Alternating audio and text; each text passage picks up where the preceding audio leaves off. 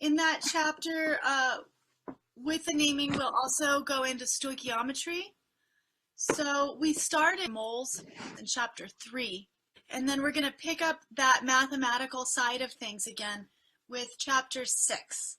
So after we do naming, which is a huge skill, the ions are located on your periodic table right down here. So you will have that to use. And then we will go into the stoichiometry section, which comes up in chapter 3, where we learned about moles, chapter 6, where now we're going to start talking about the coefficients and the mole-mole relationships between elements in a compound or elements in a reaction. And then we come back to it in chapter 10, when we start rolling it all together. So that's pretty mathy. That's the mathematical side. We're going to start with the worksheet number 7, ionic compounds, metal with nonmetal. And we talked about nonmetal with nonmetal for covalent bonding, and then we did Lewis structures looking at that spectrum of bonding, ionic to covalent, and then polar covalent in the middle.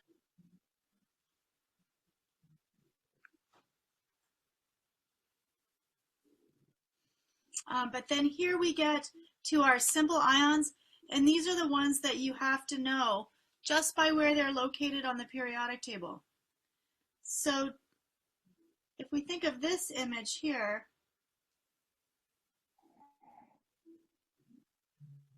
these ones are +1, these ones are +2, these ones are +3, these ones are -1, these ones are -2. Now we get some variable ones. Now if it's just the atom by itself going negative, right, these ones here, nitrogen and phosphide, they're going to tend to form a -3. But sometimes when they're with atoms around them, they can also form a +5 in that unique chemical environment. So we saw some ions like PO4, 3-, and that's one with all those oxygens around it. It can take on a different oxidation state. So if we're counting the simple ions, then we would just go straight to the noble gas. The easiest way, the fastest way, that will give us the simple ions.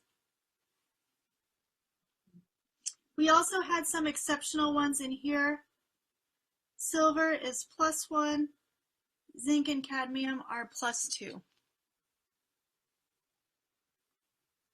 Let's go ahead and write the formula. That means you're going to write the symbol. The symbol tells us how many protons are in the nucleus, so we need that symbol. So we'll write calcium, and then we need the ion that's formed. Calcium is in group 2, so it forms a 2+ ion. Okay, so using your periodic table, fill in all of those formulas for the ions formed.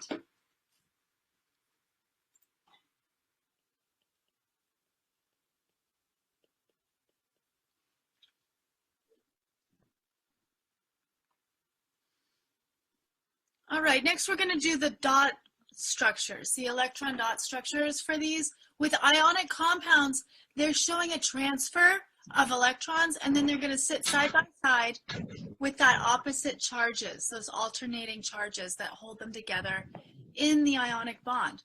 So for sodium atom, it has 1 valence electron. If we form the ion, we know it's going to form an Na+. It's going to lose that outermost electron. So it's going to form Na+. Now we have a convention, particularly for polyatomic ions, where we put it in brackets and we put the charge on the outside. I'm a little bit flexible about how you write this. The brackets help us know that that charge is shared inside the brackets. In this case, it's sodium. So the sodium's just sharing that charge with itself, right? But it's stable. All right, let's do magnesium. It has 2 valence electrons, so they have to be unpaired. If magnesium is in group 2 and it loses 2 electrons, it's going to lose both of its valence electrons. So the Lewis structure shows the valence electrons. Ions, when they go positive, they lose their valence electrons. So this is going to be a magnesium 2+. All right, chlorine. It's in group 7, so it has 1, 2, 3, 4, 5, 6, 7. And remember, you can draw that lone electron. It can be by itself on the top or the other side or the bottom. It doesn't matter which side, as long as you have 3 pairs and 1 unpaired electron. Now chlorine, when it forms an ion, it's in group 7. So it's right next to the noble gas. It will add 1 electron. So our ion is going to have a -1 charge, or 1 minus, let me write that the way that, and 8 electrons. Now it gained an electron in its valence shell. So I have to show all 8 of those electrons. And oxygen, group 6, 1, 2, 3, 4, 5, 6. It's going to form a 2- ion because it's in group 6, and that will have 8 valence electrons. So let's use those pieces to write some reactions in terms of those electron dot formulas, Lewis structures. Here's our sodium, and it's going to combine with a chlorine. And I'm just pointing those electrons at each other. You can draw it on whichever way you like. But when we draw our product with those ionic Lewis structures, now we're going to show the transfer of electrons.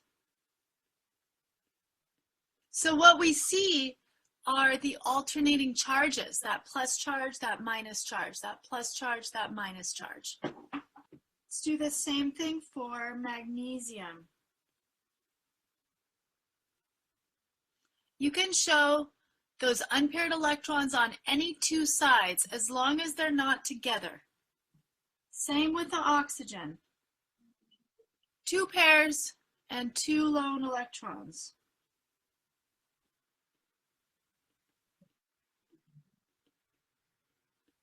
Showing all the electrons. Now it was transferred from magnesium to oxygen, leaving magnesium with a 2+ charge and oxygen with a 2- charge.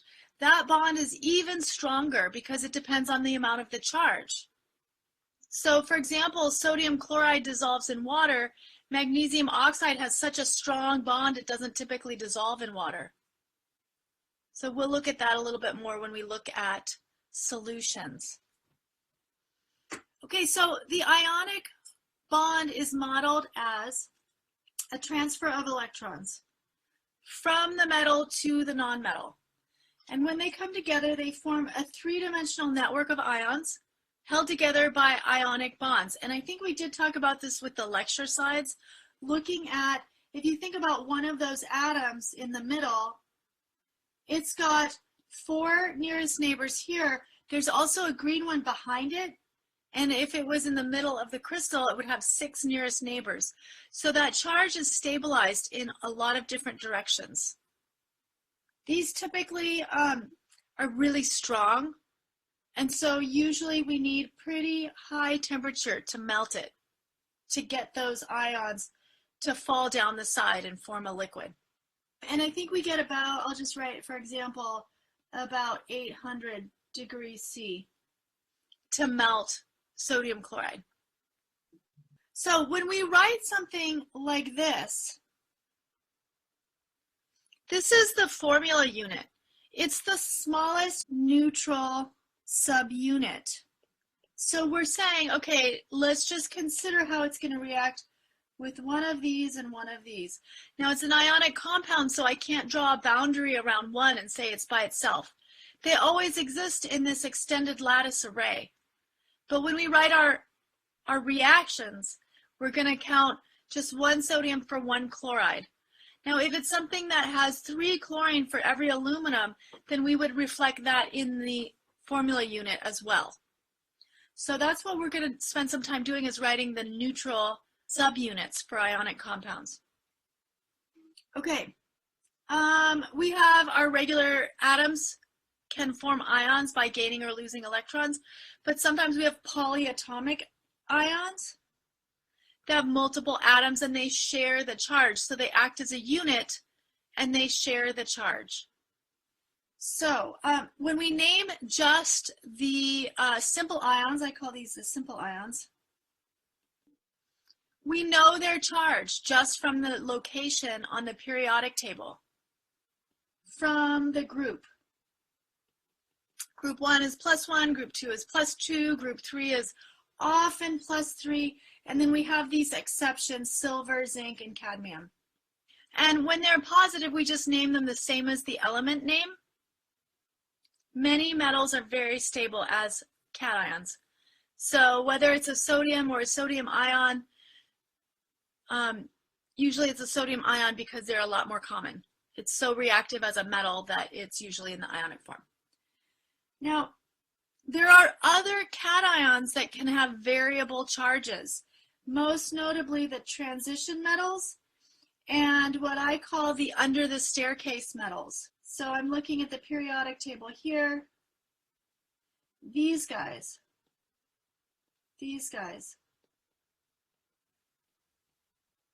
Variable charges.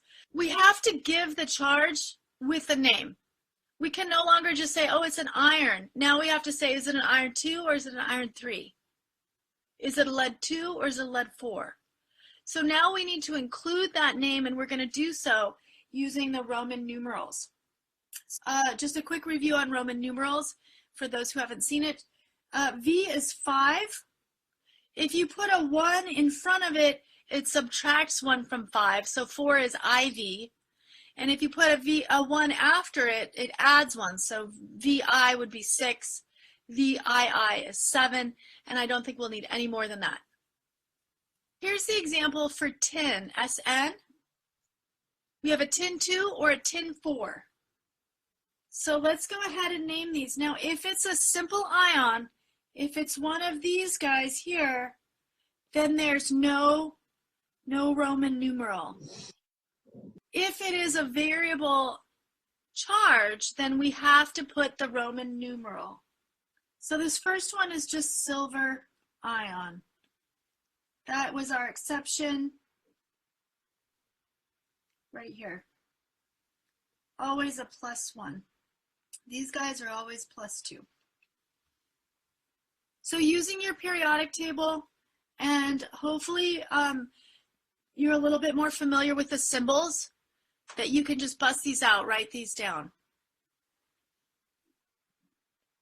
I'll go ahead and write this one because it's weird, Hg. This is mercury.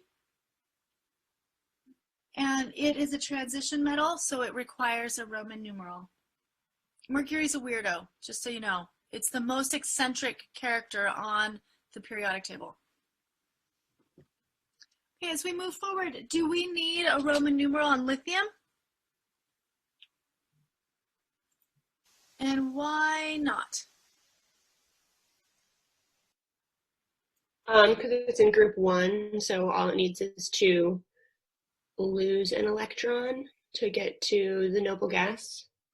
So yeah, that's exactly right. That's the easiest thing to do. Thank you. That's exactly right. So lithium ion. You know the charge already. I don't have to tell you with a name because you know it's in group 1.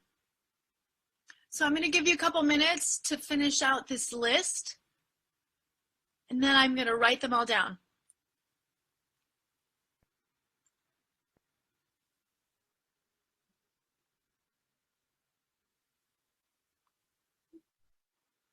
We have a couple exceptions. So for aluminum, sorry, yeah, those exceptions like aluminum, silver, zinc, and cadmium, we just should memorize that those are special and always take that ionic charge. Okay. Zinc, cadmium, and silver. Oh, this first one. Okay, let's take a look at anions. Now, when we have nonmetals gaining electrons to form a negative ion, we're going to change the name. So we're still looking at simple ions gaining electrons to move towards their nearest noble gas. And we're going to drop the end of the name, and we're going to add the IDE. So IDE means a negative ion, gains electrons. So go ahead, oh, and then we mix them up. Know the monatomic ions.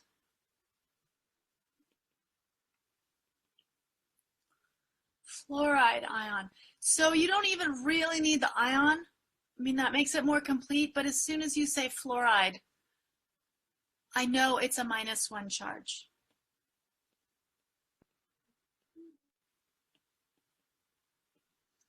And then phosphorus is a little bit, it's got kind of a unique name. So this one is phosphide.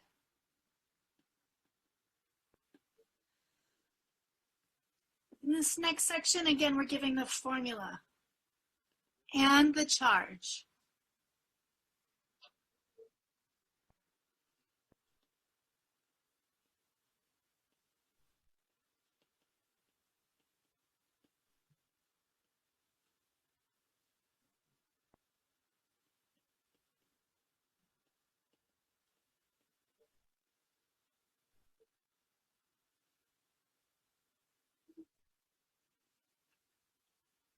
Okay, looks like maybe you're checking your answers. Make sure that you have the right charges and the right symbols.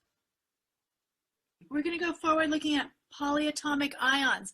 Now, we're no longer requiring that you memorize these, but if you do memorize them, your work goes a lot faster. So I would suggest that you recopy this chart, that you copy it in your own handwriting and you do it with color codes. So I usually like to make I don't like red so much, so maybe I'll make the +1 the red one. There's only one +1, and that is ammonium ion. Later we'll see H3O+, but it doesn't form compounds, so we don't need to memorize it for naming compounds. Now, a really common one are the -1 ions, and that includes NO3- is nitrate, NO2- is nitrite. So notice that these share the charge. They're both -1s. One's an 8 and one's an 8. So the 8 means it's a negative charge with oxygen. Negative with oxygen. Notice sulfate. Sulfate also has an 8, but it's SO4 and it has a 2- charge. So I'm going to write my -1s in one color, and then I'm going to do my -2s. So maybe I'll write that down here. I'm suggesting that you recopy this like I'm doing in color for all of these ions, and then use that as a reference while you're working, because that will help you develop memory for these ions, and then you won't spend as much time looking them up. So we have SO4 2- is sulfate. Then the sulfite, the ite, has one fewer oxygen. So the sulfate is SO3 2-. Sulfite has the same charge and one fewer oxygens, SO3 2-. Now up in the -1 section, we also have these guys and these guys over here. So what do we really need to know? Hydroxide is very important. Hydroxide. And then acetate, this is also pretty important. COO- acetate. And then I'm going to hop over to this right side where we have permanganate. So that was influential for me. I always remembered it because we had 2 clear solutions. I was in high school and we had 2 clear solutions, and they put them together and it was this beautiful purple color. So I really liked that. I thought, you know what? I'm going to do chemistry. So that was one of those things. Permanganate is Mn. Manganese. Manganese is in the middle of the transition metals. And transition metals are responsible for a lot of colors. So just bringing in some other detail to help remember. Permanganate, MnO4 minus. Because that looks so similar, to this other series right, where we have ClO4 minus, ClO3 minus, ClO2 minus, and ClO minus. And the name matches that permanganate. Notice that the 8 and the ite are these middle ones, 8 and ite. So the 8 is ClO3 minus. If we need an extra oxygen, we call it perchlorate. Per means an extra oxygen. For example, and this you don't have to memorize. I try to separate this out. But let's think about oxide. You know what the oxide ion looks like? That's O2 minus. Well, if I form a peroxide, that means take that oxide ion, has the same charge, and just add an extra oxygen to it. So that is O2 minus. So that's the active part of the hydrogen peroxide, for example, another household item. Now, it's super confusing to memorize O2 minus and O2 minus. So I really am not requiring you to memorize the peroxide, but I'm just explaining that that per has a systematic name associated with it. So if we have our chlorate and our chlorite, one more oxygen is perchlorate. Now we go ite, chlorite, one fewer oxygen is hypo. Hypo means low. So we took our lower oxygen format, that chlorite, and we went even lower, so it's hypochlorite. This would be found in some heart medications, sodium hypochlorite. It's also found in, sometimes found in bleach. Coincidental, really. Okay, what else do we have here? There's only one -3 ion, so I'll make that green right here. In our -3 section, it's small, PO4 3-. Phosphate, notice it's an 8, but it's got 4 oxygens. Oh, and that's similar to sulfate, except the charge is different now, right? So the system is that 8 means it's negative with oxygen, and ite means it's 1 fewer oxygen than the 8. Carbonate, super important. Let's put that in the 2- category. So that one was purple. Here it is, CO3 2- carbonate. Now I don't encourage you to write hydrogen carbonate as a separate ion to memorize, because you can build it. If you know what the hydrogen ion looks like, right? H+, and if you add that with a CO3 2-, that's going to form HCO3-. And when we do naming, and like tomorrow, we're going to learn that's going to be named hydrogen carbonate ion. We also call it bicarbonate because it's a traditional name for baking soda, sodium bicarbonate, or even just bicarb. But you don't have to memorize that. If you know it, that's fine. But we can go with systematic naming hydrogen carbonate. So I like to memorize fewer pieces and then build the rest. All right, notice that chromate and dichromate break the pattern. So here's our chromate. That seems nice and normal. And then dichromate really just changes the number 2. It doesn't double the oxygen, so it's just anomalous. The only ones I have not addressed are the cyanide and thiocyanate ions. You don't have to memorize those, but we will use them. It's good to memorize these, even though you can look them up, because it helps you get faster. Now, in order to form ionic compounds, compounds are neutral. So they have to have 0 charge. That means we're going to combine cations and anions in a way that adds up to 0 overall charge.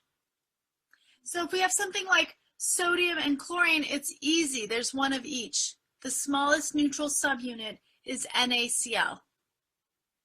Similarly with sodium and cyanide, there's 1 charge each, so we just put them together, sodium cyanide. We're going to pick up with this tomorrow, and I strongly encourage you to either get this on paper or onto a tablet where you can write, because if you're trying to copy this down while we're working, it's much more confusing and it takes a long time.